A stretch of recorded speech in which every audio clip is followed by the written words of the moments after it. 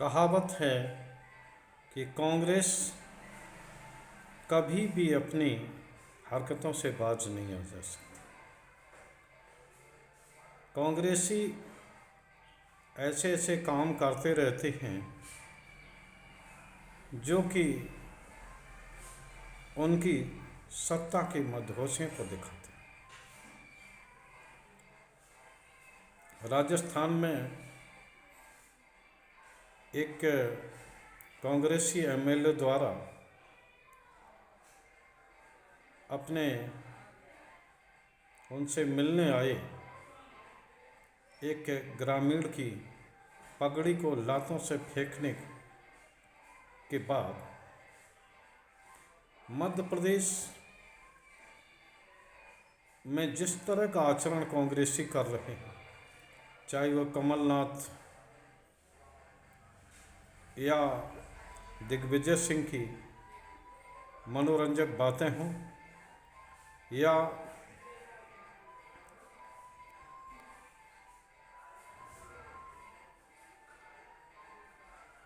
मध्य प्रदेश में समाजवादी पार्टी को कोई भी विधानसभा सीट न देने की बात है, वो इस तरह का आचरण कर रहे हैं जैसे कि कांग्रेस ने मध्य प्रदेश की सभी सीटें जीत ली, यानी कि उनको बहुमत मिल रहा है और उनकी सरकार बन गई। इंडिया गठबंधन जिस समय बना था उस समय ये कहा गया था कि भारतीय जनता पार्टी को सरकार के हराने के लिए 1 बाई 1 उम्मीदवार होगा, लेकिन जिस तरह से मध्य प्रदेश में समाजवादी पार्टी को एक भी सीट न देने की बात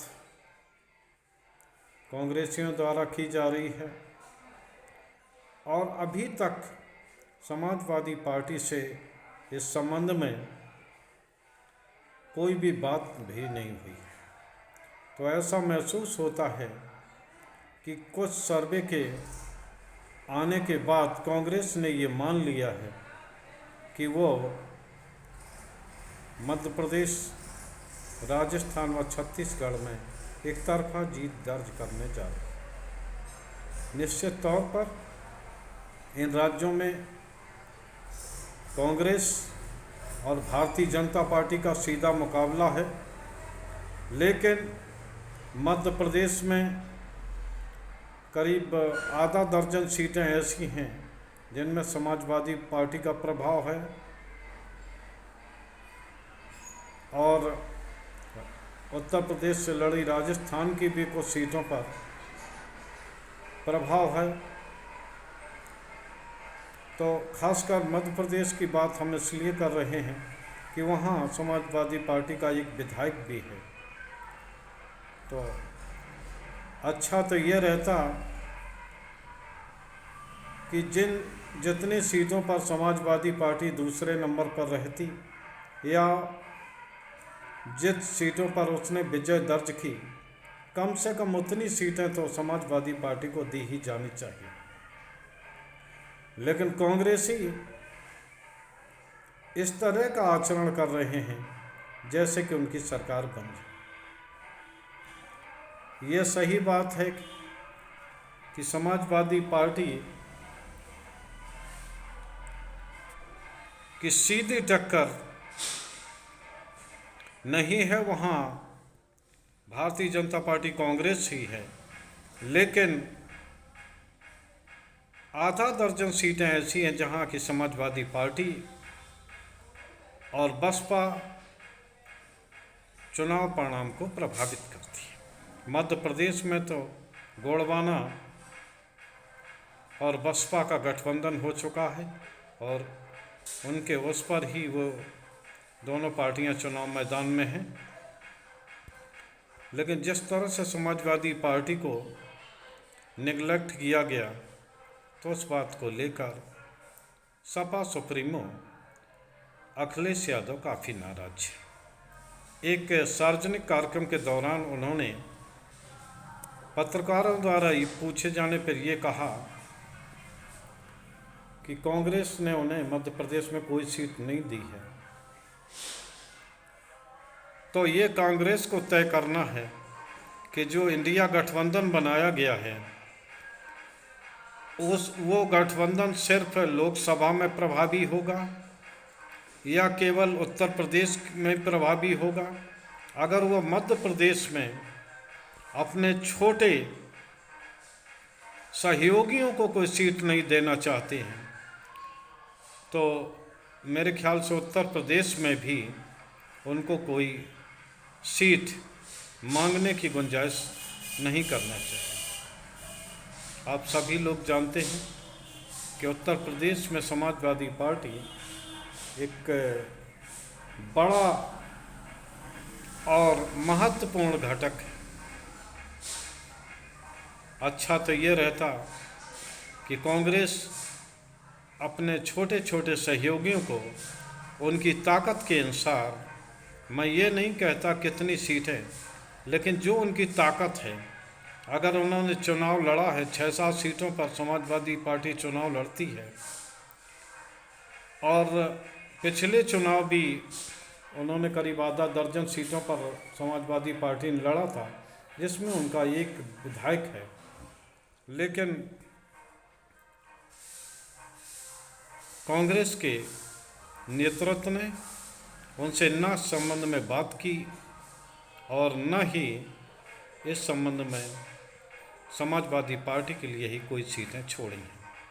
जहां समाजवादी पार्टी का विधायक है उस सीट पर भी कांग्रेस ने अपना प्रत्याशी उतार दिया है। अगर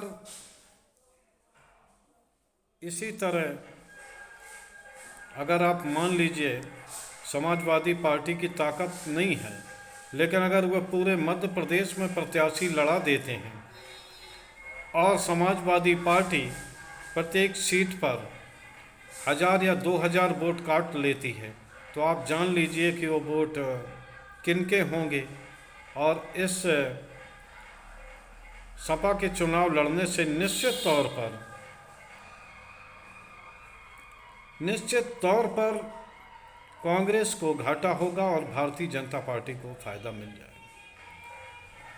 तो इस नुकसान से बचने के लिए कांग्रेस को समाजवादी पार्टी और अन्य उनके जो एलआई हैं उनको उनकी ताकत के अनुसार कुछ न कुछ सीटें जरूर छोड़ना चाहिए। इसी तरह राजस्थान में भी वो किसी से चर्चा नहीं कर रहे हैं और छत्तीसगढ़ में तो उनको ऐसा कांग्रेस को महसूस हो रहा है जैसे उन्होंने अभी से सरकार बना ली।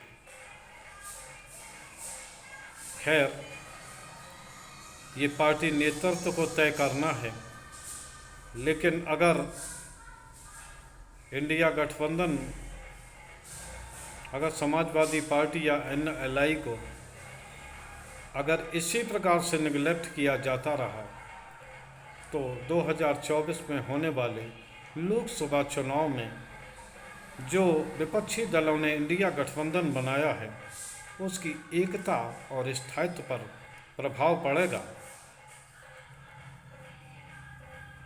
जिससे कि कांग्रेस को ही आगे चल के घाटा होने वाला है।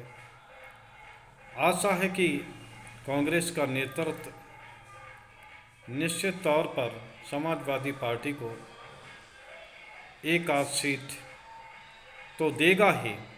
जितने सीटों पर समाजवादी पार्टी दूसरे नंबर पर रही है वो सीटें भी उनको दी जाएंगी। आज के ब्लॉग में बस इतना ही। जय हिंद, जय भारत।